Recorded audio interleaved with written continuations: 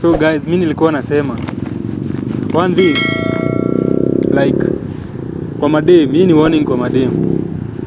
Wewe kawe ni dem hapo nje, unafaa uko ukirespect best ya boy wako. For example mimi ni best ya boy wako, unafaa uko ukinirespect vibaya sana.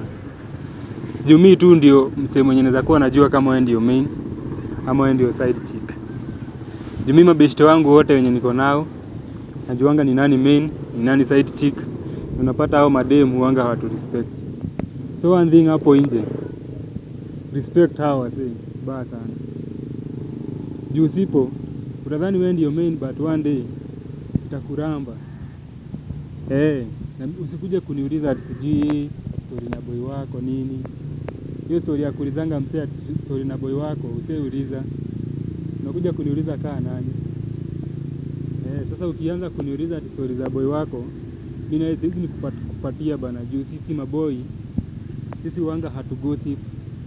Sisi huanga tunawaka na ile kitu inaitwa like a man to man. Lazima tukave msee wangu. Maboys wangu lazima mimi niwakave, lazima pia wao wanikave. So hapo sana hapo pa nini pa dem bana kurespect, ni respect. Kama unajua mimi na date boy, yani for example kama mimi unajua una date best ya boy wangu, respect yeah.